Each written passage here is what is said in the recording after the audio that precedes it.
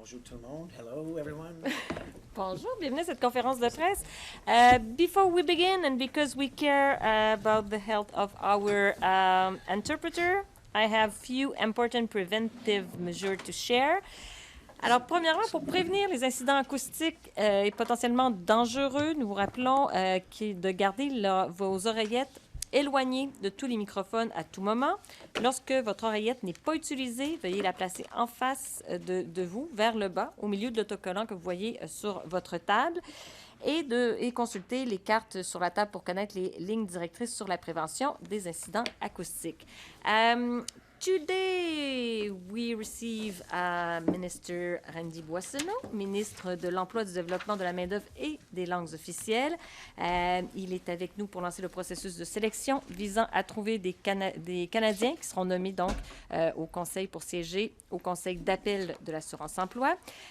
Minister Boissonnault is joined today by the Senator Hassan Yussuff, Bea Bruske, President of the Canadian Labour Congress, Ryan Greer, Vice President, Public Affairs and National Policy at the Canadian Manufacturer and Exporters. Ministre Boissonnault, le plancher est à vous. Oui, merci beaucoup, and thank you everyone for being here. We're meeting on the traditional unceded territory of the Algonquin Anishinaabe people. Thank you for making time for being here today. Later in your news day, thank you, Senator Yussuff, for being here. Bea, thank you very much from the Canadian Labour Commerce, and Diana Palmerín Velasco from the Canadian Chamber of Commerce. Thank you for making the trek here to Ottawa. Donc, merci, Senator Yussuff, à Bea Bruske du Congrès du Travail du Canada et à Diana Palmerín Velasco de la Chambre de commerce du Canada d'être présents aujourd'hui. Canadians expect and deserve reliable, modern government programs. Programs that focus on solving issues, making life easier, and responding to the needs of Canadians. They want a government resolute on reinstating the belief that for decades guided our country, the promise of Canada, that unwavering truth that everyone would be able to get a good-paying middle-class job, afford a home, and do as well, if not better, than their parents' generation if they just put in the work. The announcement today is a major step forward to implementing improvements to the employment insurance recourse process, and with it, the backstop that Canadians deserve to get them back on their feet. So today, I am announcing the launch of a cross-Canada recruitment of qualified Canadians to be part of the new Employment Insurance Board of Appeal. Aujourd'hui, j'annonce le lancement d'un recrutement pan-canadien des Canadiens qualifiés pour faire partie du nouveau Conseil d'appel en assurance-emploi. So, what does this mean? Well, it means that we're returning to a tripartite decision-making model for first-level EI appeals. One that is going to be staffed with members from government, workers, and employer communities representing the diversity, official languages, and regions of Canada. The Governor and Council will appoint members to represent government, while the Canada Employment Insurance Commission will appoint an equal number of members to represent workers and employers. Le gouverneur du Conseil nommera les membres pour représenter le gouvernement, tandis que la Commission de l'assurance-emploi du Canada nommera un nombre égal de membres représentant les travailleurs et les employeurs. So today, we're opening 3 Governor and Council selection processes to fill the positions of Executive Head, Regional Coordinators, and Presiding Board members of the EI Board of Appeal. The Executive Head is an important leadership position responsible for the performance and management of regional coordinators, members, and appeals. The regional coordinators will assist the Executive Head with management and administrative duties, as well as provide guidance to members. Appeals are going to be heard by 3-member panels consisting of representatives for government, workers, and employers. The Governor and Council board member will be the presiding member of that panel. Les appels seront entendus par des panels de 3 membres composés de représentants du gouvernement, des travailleurs et des employeurs. Et le membre du conseil du gouverneur du conseil précédera le panel. As of today, May 9th, people can apply for these GIC positions with the Board of Appeal through the Governor and Council website. Now, let me say one thing about that. The selection process will be open, transparent, and based on merit. Because more than anything, we want to attract qualified candidates who reflect Canada's diversity in terms of linguistic, regional, and employment equity groups. Permettez-moi d'ajouter une chose importante à ce sujet. Le processus de sélection sera ouvert, transparent et fondé sur le mérite. Car plus que tout, nous voulons attirer des candidats qualifiés qui reflètent la diversité du Canada en termes de groupes linguistiques, régionaux et d'équité en matière d'emploi. The Board of Appeal will act as an independent administrative tribunal composed of 3-member panels rendering decisions on first-level EI appeals. The board's mandate will be to provide fair, responsive, and timely decisions. And we're making this change because it makes good sense and because it's what Canadians and the very capable people with me here today have been asking for. Nous procédons à ce changement parce qu'il est responsable, raisonnable et correspond à la demande des Canadiens et les acteurs sur le terrain. Now, the efforts to reform the EI recourse process began when the Minister of Families, Children and Social Development commissioned a comprehensive third-party review of the Social Security Tribunal, which currently hears first-level EI appeals. During this review and since, we consulted with Canadians who have been clients in the EI system and with unions, employers, advocacy groups, and the legal community. We received great input from all of them. Their combined input is the reason that we have decided to return to the tripartite model for first-level appeals. Nous avons reçu des contributions fabuleuses de la part de chacun des parties prenantes et c'est grâce à leurs contributions combinées que nous avons décidé de revenir au modèle tripartite pour les recours du premier niveau. As the Minister of Jobs, it's my role to not only ensure the Canadians with work have the training, resources, and tools they need to get ahead, but also to ensure that every Canadian without a job who wants one has the backing they need to find their feet again and rejoin our growing workforce. The Employment Insurance Program does that by providing temporary income support to Canadians who've lost their jobs through no fault of their own or who are starting a family, taking time to care for a loved one, or who need to get better themselves. As I said at the outset, our government is committed to providing reliable, up with the times, government programs focused on solving issues, making life easier, necessary to support Canadians who need it. Now, these first-level appeals decisions, putting them back in front of a regionally represented tripartite panel is a great, important thing, and that's why we're doing it today. We're going to make sure that the appeals process is quick, easy, and client-centered. C'est précisément ce que nous faisons en renvoyant les décisions d'appel du premier niveau de l'assurance-emploi devant un comité tripartite représenté au niveau régional et nous veillons à ce que la procédure d'appel soit rapide, facile et axée sur le client. I can't say it enough. Input from employers, organizations, and labor organizations that experience the EI recourse process played a crucial part in developing this improvement to the EI appeal process. I want to thank our stakeholders, like the Canadian Labour of Congress and the Canadian Chamber of Commerce, who've joined me here today, interested senators with long history in the sector as well. I'm referring to you, my friend, Senator, for your advocacy on this file. You helped me see what we needed to do, and here we are today. And I'm really happy that we're getting back to this tripartite model. We've listened, we've taken action, and today people are going to be able to apply for the positions on the Board of Appeal. Thank you very much, and now I'm going to pass over to Senator Yussuff. Senator Yussuff, maintenant la parole est la vôtre. Merci. Thank you, Mr. Boissonnault, for, of course, the opportunity to join you here today in this announcement. In 2013, the Harper government decided to replace the tripartite process, which has been in place for generations, and provide a fair way for workers to appeal their decision when their claim was denied.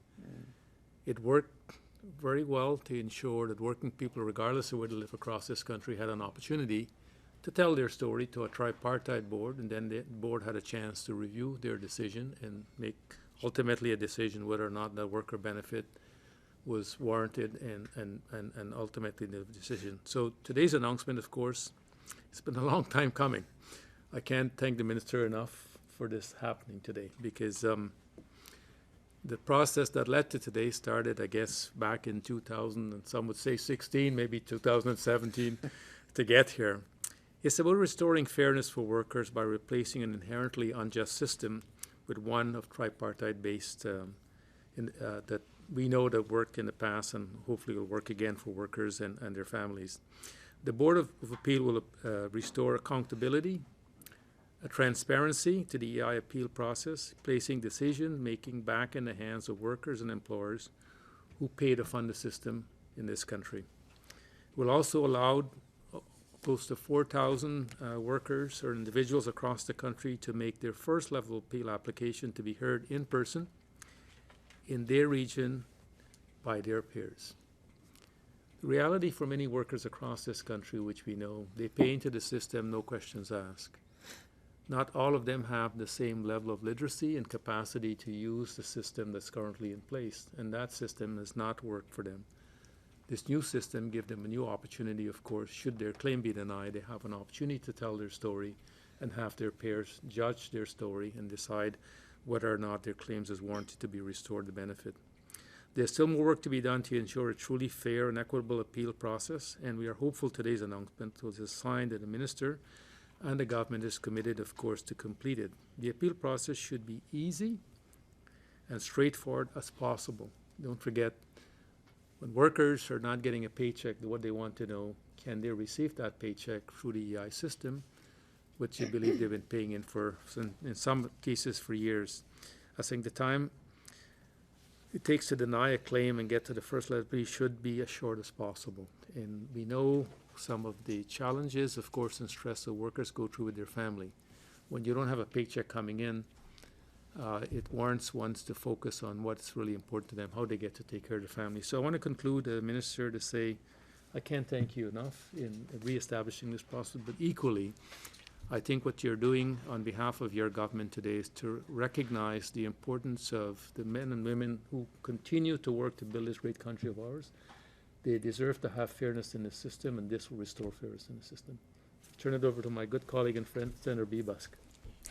Thank you, and I'm very proud to be here, of course, with all of you today, with Minister Boissonnault and Senator Yussuff, as well as my counterpart from the Chamber of Commerce, Diana.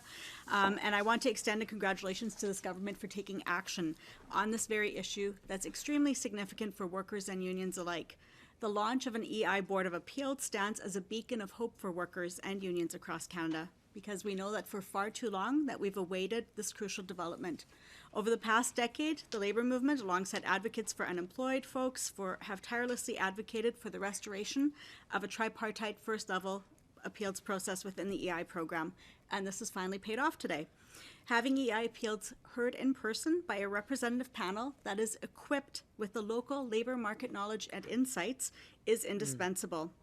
Unemployed workers and their advocates have consistently argued the importance of this approach, citing the ability to foster fairness, timely and efficient handling of appeals, as well as greater legitimacy of the EI appeal process. And this has been echoed by detailed studies commissioned by the government, as well as further reaffirmed by the necessity of this reform. Last June, the enactment of the EI Board of Appeal through the 2023 Budget Implementation Bill signaled a tangible commitment to this process. And with funding secured for this establishment, we stand, as far as we're concerned, on the cusp of a new workers' era in terms of workers' rights. Our focus now has to shift to the duty of fulfilling the staffing of the Board of Appeal and setting things into motion. And as we celebrate this milestone, we also have to reflect on the journey thus far. For many years of consultation and significant investments in EI reform, tangible progress hasn't always come as quickly as we would like. And today's announcement, we know, represents only the first step towards much-needed EI reform. Central to this effort, of course, is the government's pledge to establish a comprehensive roster of panels nationwide, giving workers the option for in-person appeal hearings, and that means establishing over 100 panels as previously committed. It's critically important that government follows through on this, and as we move forward, we are not going to falter in our resolve.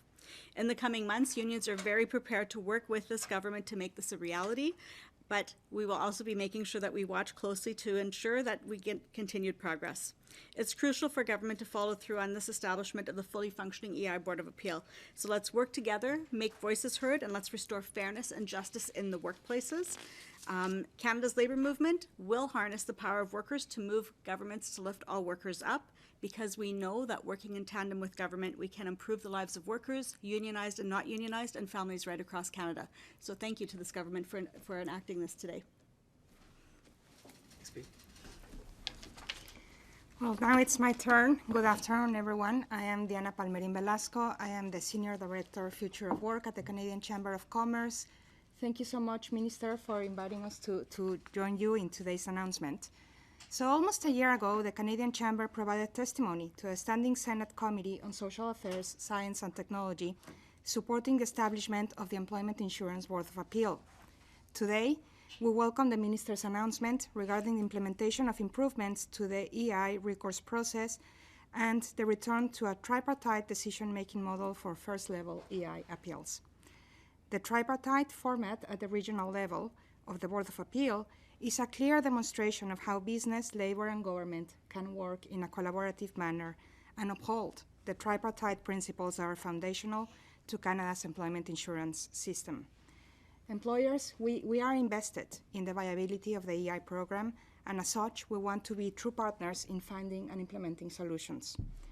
As we address the challenges of our economy in the context of the post-pandemic recovery, an aging population, skills shortages, and transition to the digital and green economy, we need to create conditions for business, labor, and government to work together as true partners.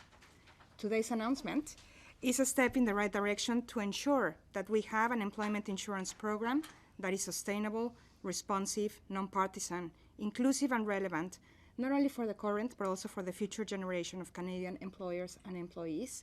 So thanks again, Minister, and thank you, everyone. Merci. Moi, j'ai quelques questions quand même pour vous. Valérie Gamage de Radio-Canada. Monsieur le ministre, je veux comprendre, est-ce que pour le travailleur, là, ce que ça fait essentiellement, c'est que ça fait en sorte que sa demande est traitée plus rapidement parce que ça se fait en personne et dans sa région. Est-ce que c'est la différence principale? Ça, c'est un des gros avantages de ce système, un des grands avantages. En premier, c'est une question de rapidité. Deuxièmement, c'est une question de compassion.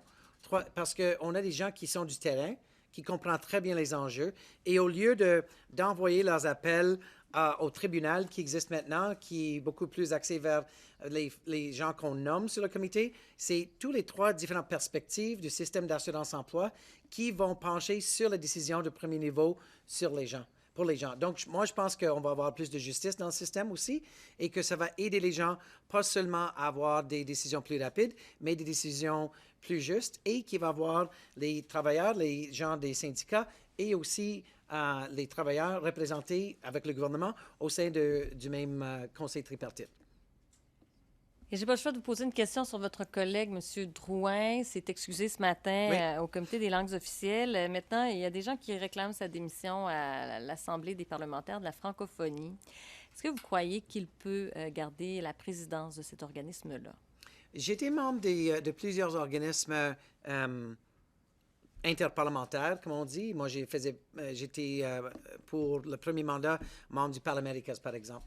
Et ce que je sais très bien de ces organismes parlementaires, c'est qu'ils s'auto-règlent. Et donc, c'est une question qu'il faut poser à l'APF. Moi, j'étais au comité de langues officielles ce matin. J'étais là pour une comparution. Et avant que j'ai fait mes 5 minutes de discours pour le début, M. Drouin s'est excusé du fond du cœur. Il s'est même excusé directement aux témoins. Et pour moi, je vois le dossier clos. J'étais déjà moi-même à des séances de comité un peu plus chaudes que d'autres. Et moi, j'étais témoin à ces excuses. Et donc, comme parlementaire, comme ministre, je les accepte. Et je dois vous avouer que M. Drouin a desservi le Canada avec excellence comme président de l'APF et j'espère qu'il est capable de continuer dans ses fonctions. Merci beaucoup. C'est ce qui conclut cette conférence de presse. That was conclude this press conference. Thank you to you all. There we go. Quick and easy. Nicely done. Thank you. Senator. Thank you.